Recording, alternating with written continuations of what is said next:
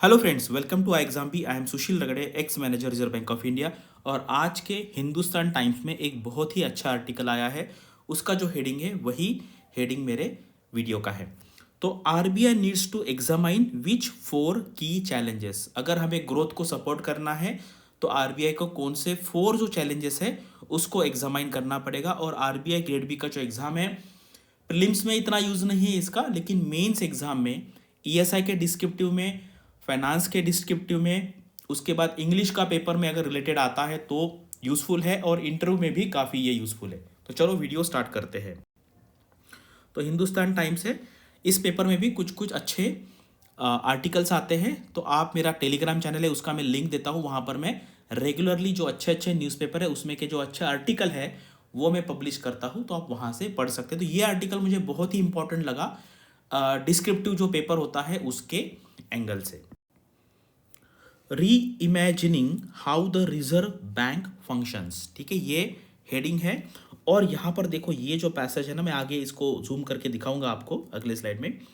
Central bank's ability to support India's growth journey will depend on how it meets four key challenges. और आपको क्या करना है, ऐसे आर्टिकल पढ़ के छोड़ नहीं देना है, आपको उसका नोट्स बनाना है।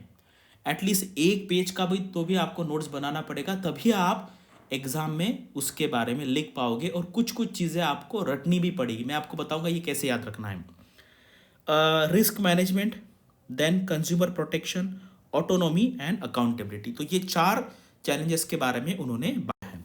तो यहाँ पर देखो, मैंने इसको जूम किया है। तो इसको आपको याद रखना है कार करके, CAAR। ठीक है, थोड़ा सा सीक्वेंस बदल गया है, लेकिन ये इस तरीके से आप याद रखेंगे और आपको याद करना पड़ेगा। अदरवाइज क्या है ना, ये पढ़ के फिर छोड़ देंगे तो उसका कोई यूज़ नहीं होगा। तो CAAR पहला है consumer protection, second is autonomy, third second A for accountability, and जो फोर्थ R है यहाँ पर वो है रिस्क मैनेजमेंट। तो अभी मैं आपको ये पढ़ के दिखाऊंगा, तो आप अच्छे से सुनिए। एंड देन एक बार फिर से आप पढ़ के आपको इसको खुद के वर्ड्स में भी आप लिख सकते हैं, या कुछ कुछ जो मैंने अंडरलाइन किया आप वो लिख सकते हैं। क्योंकि ये टॉपिक ऐसा नहीं, क्योंकि ग्रोथ एंड डेवलपमेंट हमारे सिलेबस का पार्ट है। तो ये आर्टिकल का जो कंटेंट है आप डेफिनेटली कोई ना कोई आंसर में लिख सकते हैं। तो आप इसको याद करिए, आपका एक क्वेश्चन आराम से 4-5 मार्क वहां पर बढ़ जाएगा। ठीक है, अभी देखो ये क्यों डिबेट चालू हुआ है ना। अभी रिसेंटली क्या हुआ, the Supreme Court judgment on demonetization last week appears to have reignited the debate between the relationship between Reserve Bank of India and the Union government. आपको पता है आरबीआई एंड जो गवर्नमेंट का रोल है वो थोड़ा सा टशन वाला रोल है। ठीक है, थोड़ा सा यहाँ पे कॉन्फ्लिक्ट होता है।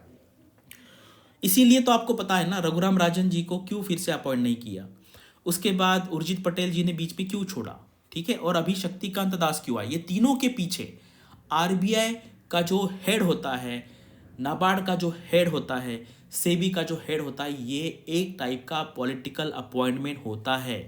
जो ऑफिसर या जो पर्सन सेंट्रल गवर्नमेंट के आइडियोलॉजी के साथ चलता है उसी को वहां पर बिठाते हैं। अगर कॉन्फ्लिक्ट हो गया तो फिर ये इंस्टीट्यूशन चल नहीं पाएंगे। ठीक है, ये आपको याद रखना है, लेकिन इसको आपको आंसर में नहीं लिखना है। While the judgement may have settle the debate on the legality of the move, यानी कि वो गवर्नमेंट ने तो लीगल करा दिया है, ठीक है, लेकिन मैडम ने जो जजमेंट जो आया था 4-1 से, तो फर्स्ट वाला जो जजमेंट था मैडम का वो काफ़ी, हम कहते हैं, रिवोल्यूशनरी है, वो आगे उसका इम्पैक्ट पड़ेगा। It has raised question on RBI central board and it's decision making, यानी कि आरबीआई के सेंट्रल बोर्ड को कुछ डिसीजन मेकिंग की पावर है या नहीं है, या फिर फाइनेंस मिनिस्ट्री जो कहेगी वो उसको करना पड़ेगा। ये यहाँ पे क्वेश्चन उन्होंने रेज किया। The spotlight on the RBI comes at a time when the standing committee on finance, ये बहुत इंपॉर्टेंट कमिटी होती है, ये क्वेश्चन प्रीलिम्स में आ सकता है, यानी कि फेज 1 में। जयंत सिन्हा जो है, यशवंत सिन्हा के बेटे, वो यहाँ पर इस पार्लियामेंट्री जो कमिटी है उसके चेयरमैन हैं। उसके बाद अभी आते हैं any fresh assessment of RBI needs to examine 4 key challenges. तो ये हमने देखा है, आपको इसको याद रखना है और उसको थोड़ा एलोबरेट करना है। तो पहला क्या है, रिस्क मैनेजमेंट एबिलिटी। आपको पता है 2008 में बहुत बड़ा क्राइसिस हुआ था, फाइनेंशियल क्राइसिस यूएस में, लेकिन इंडिया आइसोलेटेड रहा। ठीक है, इंसुलेटेड कहेंगे, क्योंकि हमारे जो उस टाइम के गवर्नर थे YB रेड्डी, उन्होंने काफ़ी अच्छी पॉलिसी की थी, इसलिए हम वो रिस्क मैनेजमेंट कर सके, वो इसके बारे में बात करें। तो अभी हम पढ़ते हैं, a central bank is the first line of defence, यानी कि आरबीआई जो है या सेंट्रल बैंक है वही तो काम करता है first line of defence against financial crisis. This calls for a fire fighting abilities when the crisis strikes. More importantly, it calls for a thoughtful regulation that can insulate an economy from global shocks. आज की date में globalisation की वजह से हमें तो integrate करना है, लेकिन हमें इंसुलेट भी करना है। तो ऐसा ना हो जाए कि वहाँ पे कोलैप्स होने के बाद हमारी इकोनॉमी भी कोलैप्स हो जाए। And watchful supervision that can detect science of a financial stress, यानी कि फाइनेंशियल स्ट्रेस अगर आ रहा है तो रिजर्व बैंक के पास या सेंट्रल बैंक के पास ऐसे टूल्स होने चाहिए कि वो एडवांस में उसको डिटेक्ट कर सके।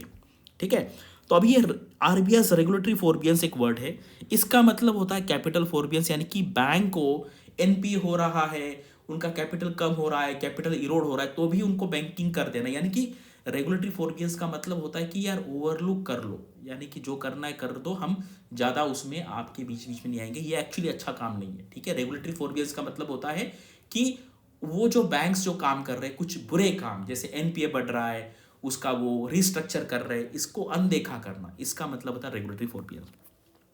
It is not clear that RBI's ability to detect bad lending practices by banks and shadow banks has improved significantly since. मतलब इनका कहना है कि तब से आरबीआई की कैपेसिटी कुछ बड़ी नहीं है, ये थोड़े से निगेटिव है आरबीआई के बारे में। अभी नेक्स्ट पेज पे आता है। अभी सेकंड जो पॉइंट है हमारा वो है कंज्यूमर प्रोटेक्शन, और ये this has been a weak spot historically when RBI barely takes notice of a rampant mis selling by banks. आपको भी पता है बैंक्स बहुत मिस सेलिंग करते हैं, और आज के डेट में भी लोगों का जो पैसा है वो डूब रहा है ऑनलाइन फ्रॉड्स में, और आरबीआई उसके लिए ज़्यादा कुछ कर नहीं रहा है। तो ये कंज्यूमर प्रोटेक्शन है, ये भी यहाँ पर बहुत ज़रूरी है, क्योंकि इससे क्या है, लोगों का ट्रस्ट मेंटेन होगा बैंकिंग सिस्टम में। अभी थर्ड पे आते हैं ऑटोनॉमी। अभी देखो, since 2016 RBI has enjoyed operational autonomy to set short term interest rate under the new monetary policy framework. In other aspect it enjoys autonomy only when the government indulges it, यानी कि autonomy है, लेकिन जब तक government के thought के साथ इनका जो व्यू है वो मैच करता है तब तक, अदरवाइज कोई ऑटोनॉमी नहीं है। ये कहने के लिए आपको भी पता है गवर्नर ऐसे बिठाए जाते हैं वहाँ पर, या कोई भी ऑर्गेनाइजेशन में, ये सारे कंट्री में होता है, ऐसा नहीं कि इंडिया में है, सारे कंट्रीज में होता है कि ऐसे इंस्टीट्यूशन का हेड ऐसा आदमी होता है या ऐसे पर्सन होते हैं, लेडी होती है, कि जो गवर्नमेंट का जो व्यू है उनकी पॉलिसी वहाँ पर जाके इंप्लीमेंट करे। अगर कोई टशन हो जाता है तो फिर उनको रिजाइन करना पड़ता है, या उनको फिर नेक्स्ट टर्म दी नहीं जाती है। ठीक है, उसके बाद नेक्स्ट ये पार्ट यहाँ पे दिया है कि 3 डिकेड्स आफ्टर लिबरलाइजेशन है कि आपको पता है 1991 में हुआ था, अभी 2023 चालू, यानी कि 3 डिकेड हो चुके हैं। It is a department of financial services at the north block that still directs a large part of the banking operations in the country. मतलब देखो ये कितनी, हम कहते हैं अच्छी बात नहीं है कि आपको पता है बड़े बड़े लोन्स में या ऐसे इसमें फाइनेंस मिनिस्ट्री का डायरेक्टली इंटरवेंशन होता है। ठीक है, ये यहाँ पर ये कहना चाहते हैं। अभी आते हैं हम थर्ड पॉइंट पे, अकाउंटेबिलिटी। अकाउंटेबिलिटी बहुत इंपॉर्टेंट है। ठीक है, यहाँ पर अकाउंटेबिलिटी के बारे में क्या क्या देखते हैं। Having more independent voices in the on the board selected by a non-partisan panel can bring about greater accountability without compromising RBI's autonomy। इनका कहना यहाँ पे है, आप देखेंगे कि सारा बोर्ड जो है वो वहाँ पर बिठाया गया है जो सेंट्रल बैंक के डायरेक्शन पे काम करता है। वहाँ पे सेक्रेटरी है, आपको पता है डिपार्टमेंट ऑफ फाइनेंशियल सर्विसेज के, इकोनॉमिक अफेयर्स के आईएएस ऑफिसर बैठते हैं, गवर्नर भी आपको पता है पहले फाइनेंस सेक्रेटरी थे, उनको बिठाया गया है। तो मोस्टली यहाँ पर क्या है, देखो यहाँ पे इन्होंने लिखा है कि इनके जो व्यूज़ है वो पर्सनल है, क्योंकि इन्होंने काफ़ी क्रिटिसिज्म किया है। हमें एग्जाम में बिल्कुल क्रिटिसाइज नहीं करना है, हमें क्या कहना है कि ये जो 4 पॉइंट्स हैं इसको हमें एड्रेस करना। ये यहाँ ये क्या है, देखो ये आर्टिकल न्यूज़पेपर में आया हो, तो उनको कुछ मसाला भी चाहिए होता है, इसमें कुछ मतलब बोलती है ना कि कुछ ट्रूथ भी होता है, कुछ नहीं भी होता है। तो हम ये पढ़ रहे हैं, लेकिन एग्जाम में हमें बिल्कुल भी क्रिटिसाइज नहीं करना है गवर्नमेंट को, तो हमें वो उतने इमोशंस हमारे कंट्रोल करने, लेकिन क्या है सच्चाई हमें पता होनी चाहिए। अभी बाद में आते हैं कि RBI has taken a new halting step in this direction but still remains fairly opaque institution. Opaque यानी कि ट्रांसपेरेंट नहीं है, अंदर क्या चल रहा है ये ब्लैक बॉक्स जैसा है। It turns down routine right to information request. बहुत सिंपल सिंपल रिक्वेस्ट आरटीआई लोग भेजते हैं लेकिन आरबीआई उसका जवाब देता नहीं है। It's data dissemination portal seems stuck in 20th century। Even when it conducts a consultation before finalizing regulation, it does not care to share the details of these consultancies publicly क्योंकि ये लोगों का पैसा है। RBI is a government organization, autonomy है वहां पर, statutory body है, लेकिन वो जो पैसा है वो एज अ सिटीजन हमारा पैसा है, तो हमें पता होना चाहिए। So RBI opacity creates an uneven playing field for financial sector tilting the scales against the new entrants. इनका कहना है कि ये जो आप ओपेसिटी दिखा रहे हैं यानी कि सारी इंफॉर्मेशन नहीं रिवील कर रहे, इससे क्या है जो नए प्लेयर्स है, छोटे प्लेयर्स है, उनको डिसएडवांटेज है। हमें पता नहीं कि कौन से बेसिस पे लाइसेंस दिया जाता है, तो ये थोड़ी सी यहाँ पे ट्रांसपेरेंसी आनी चाहिए। और लास्ट स्टेटमेंट बहुत इंपॉर्टेंट है, in a small closed economy this did not matter much but in a large open economy it matters a great deal. यानी कि इंडिया अभी बहुत बड़ी इकोनॉमी है, आपको पता है, पर कैपिटा इनकम पे बहुत पीछे है, लेकिन अगर आप ओवरऑल स्केल देखेंगे पॉपुलेशन की वजह से हमारी इकोनॉमी बहुत अभी बड़ी है। तो ये एक आर्टिकल है, यहाँ पर आपको मैंने जो CAR बताया है वही काम की चीज़ है, लेकिन यहाँ पर क्या बताया गया है आप एक बार इसको फिर से पढ़िए और 8-10 लाइन में आप अपनी समरी यहाँ पर लिखें। और अगर आप बाकी करंट अफेयर जो न्यूज़पेपर में आ रहे हैं एग्जाम पर्पज़ के लिए, तो फेज़ 1 के लिए specifically, phase 2 ESI and FM objective के लिए BPDF बहुत ही सही है। अगर आपने सक्सेस स्टोरी में सुना होगा तो काफ़ी स्टूडेंट ने इस पे और PIB पे फोकस करके एग्ज़ाम निकाला है। ये डाउनलोड कर सकते हैं, काफ़ी अच्छी तरीके से यहाँ पर कंपाइलेशन दिया है। अगर आप हमारा जनरल कोई कोर्स खरीदना चाहते हैं या हमारा एक्सट्रीम बी का कोर्स है, अभी 19 से 22 जनवरी में दिल्ली में होने वाला है, तो इसकी एक्स्ट्रा जानकारी के लिए आप यहाँ पर कॉल करके सकते हैं। बस यही था इस वीडियो में, काफ़ी इंपॉर्टेंट आर्टिकल है, एक बार पढ़िए, इसलिए मैंने उसको जूम करके दिया है। और ये जो PPT है इसका लिंक मैं डिस्क्रिप्शन में देता हूँ, तो वहाँ से आप इसका PDF वर्जन जो है वो ये PPT का आप डाउनलोड करके उसको पढ़ सकते हैं। Thank you for watching this video and all the best for your studies and upcoming examinations.